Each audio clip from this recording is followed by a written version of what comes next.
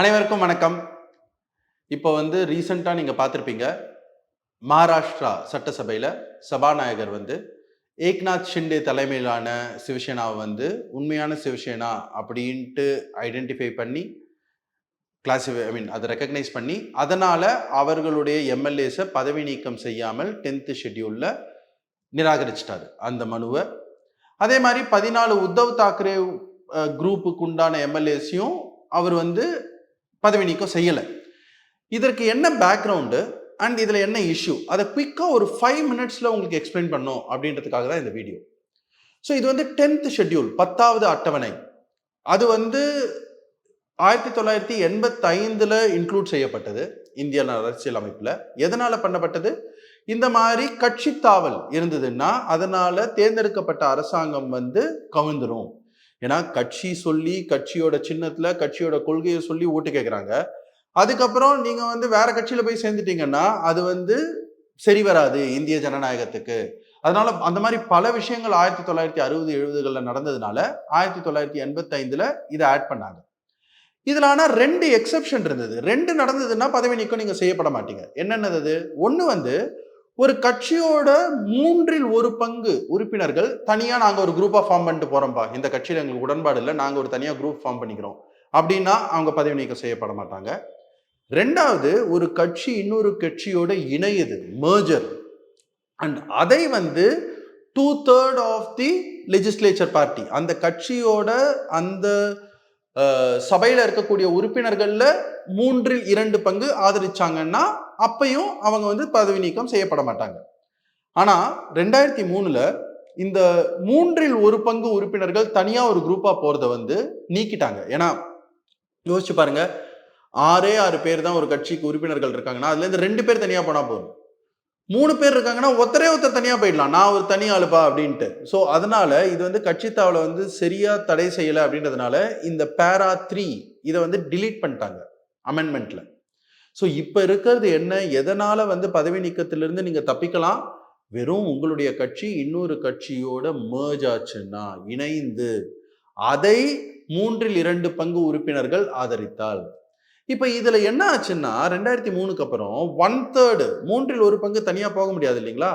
அந்த பிரச்சனையை சால்வ் பண்றதுக்கு இவங்க என்ன பண்ணிட்டாங்க, 2/3 இவங்க கூட்டிட்டு போயிட்டு நாங்க தான் ஒரிஜினல் கட்சி அப்படின்ட்டு கிளைம் பண்ண ஆரம்பிச்சிட்டாங்க. இப்ப சிவசேனாலையும் அதே பிரச்சனை தான் நடந்தது. ஏக்நாத் ஷிண்டே தலைமையில 55 உறுப்பினர்கள்ல 37 பேரை அவர் கூட்டிட்டு போயிட்டு நான் தான் ஒரிஜினல் சிவசேனா அப்படின்ட்டு கிளைம் பண்ண ஆரம்பிச்சிட்டாரு.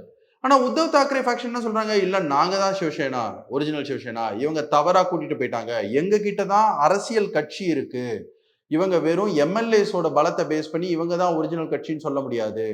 இதுல என்ன பிரச்சனைன்னா lack of inner party democracy. அதாவது ஒரு அரசியல் கட்சிக்குள்ள போதுமான ஜனநாயகம் இல்லாததுனால இந்த லெஜிஸ்லேச்சர் பார்ட்டி, அதாவது உறுப்பினர்கள் மாத்திரம் தனியா இந்த மாதிரி பிரிச்சுட்டு போறதுனால இந்த மாதிரி பிரச்சனைகள்லாம் வருது. எலெக்ஷன் கமிஷனே என்ன சொல்லிட்டாங்க, ஆமா ஏக்நாத் ஷிண்டே தான் ஒரிஜினல் சிவசேனா, ஏன்னா எங்க கிட்ட அரசியல் கட்சிக்குள்ள எந்த விதமான தேர்தலும் நடக்கல யாரு தலைவர்லாம் தீர்மானிப்பதற்காக. அதனால நாங்க வெறும் உறுப்பினர்களோட பலத்தை கொண்டுதான் யார் உண்மையான சிவசேனான்னு டிசைட் பண்ணுவோம் அப்படின்னு சொல்லிட்டாங்க. இப்போ சபாநாயகரும் அதே தான் பண்ணிட்டாரு. எந்த உறுப்பினர்கள் யார்கிட்ட அதிகமா இருக்காங்களோ அவங்க தான் ஒரிஜினல் சிவசேனா. ஸோ அவங்க தான் அந்த விப்பு கொறடா அப்பாயிண்ட் பண்ணுவதற்கான உரிமை அவங்க கிட்ட தான் இருக்கு. ஸோ இந்த 40 பேரை நான் நீக்க மாட்டேன். அப்ப நீங்க கேட்கலாம், சார் அப்படின்னா அந்த 14 பேரை நீக்கி இருக்கணும்ல இந்த உத்தவ் தாக்கரேவோட குரூப்பை. அதுக்கு அவர் என்ன காரணம் சொல்றாருன்னா, இந்த கொறடா ஏக்நாத் ஷிண்டேவால நியமிக்கப்பட்ட கொறடா பிசிக்கலா அவரோட உத்தரவை, கொறடாக்கான உத்தரவை டெலிவர் பண்ணல, அதனால அந்த 14 பேர் இப்போதைக்கு நீக்கப்படல, இனிமே ஃபியூச்சர்ல அவங்க நீக்கப்பட்டாலும் நீக்கப்படலாம் அப்படின்ற மாதிரி கொண்டு முடிச்சிட்டாங்க. ஸோ இதுல பல தரப்பட்ட அபிப்பிராயங்கள் இருக்கு. எது கரெக்ட் எது தவறு? ஒரு அரசியல் கட்சி தான் நியமிக்கணும் கொறடாவை அப்படின்ட்டு உச்ச நீதிமன்றமே சொல்லியிருக்கு. அந்த லெஜிஸ்லேச்சர் பார்ட்டி தான். ஆனா ஸ்ட்ரென்த் அரசியல் கட்சியில யாருக்கு என்ன பலம்ன்றது எப்படி தெரியும்? ஆனா லெஜிஸ்லேச்சர் பார்ட்டின்றது என்ன? உறுப்பினர்கள், அந்த அரசியல் கட்சியோட அந்த அவையில இருக்கக்கூடிய உறுப்பினர்கள், அதுல யாரை சப்போர்ட் பண்றாங்கன்றது ஈஸியா தெரிஞ்சிடும் இல்லைங்களா? ஆனா இதற்கெல்லாம் ஒரு ஒரு கேஸ்ல உச்ச நீதிமன்றம் சொல்லியிருக்கு, இது சபாநாயகர் கிட்ட இருக்கிறதுனால தாங்க இந்த பிரச்சனையை. இதை சபாநாயகர் கிட்ட இருந்து நீக்கிட்டு இதை தனியா ஒரு ட்ரிபியூனல், ரைட், ஒரு ஆணையம் அமைச்சு அவங்க டிசைட் பண்ணோம். அது நிச்சயமா வரவேற்கத்தக்க ஒன்று. இல்லைன்னா வந்து 10th ஷெட்யூலையே இன்னும் அமெண்ட் பண்ணி இன்னும் ஸ்ட்ராங் பண்ணும், அதையும் பண்ணலாம். ஆனா இதற்கெல்லாம் நிரந்தர தீர்வு என்ன அப்படின்னா, மேற்கத்திய நாடுகள்ல இருக்கக்கூடிய டெமோக்ரஸியில இருக்க மாதிரி உள்கட்சி ஜனநாயகம் அது நம்ம நாட்டுல எந்த கட்சியிலுமே இல்லைங்க. அதாவது சில கட்சியில தலைவர்கள் வந்து மாறிட்டே இருக்கலாம். பட் அவர்களும் தேர்ந்தெடுக்கப்படும் தலைவர்கள் கிடையாது.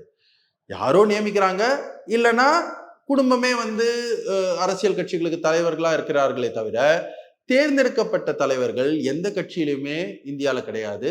அந்த மாற்றம் வந்தால்தான் இந்த மாதிரி பிரச்சனைகளுக்கு தீர்வு காண முடியும். பார்த்ததுக்கு நன்றி. வணக்கம்.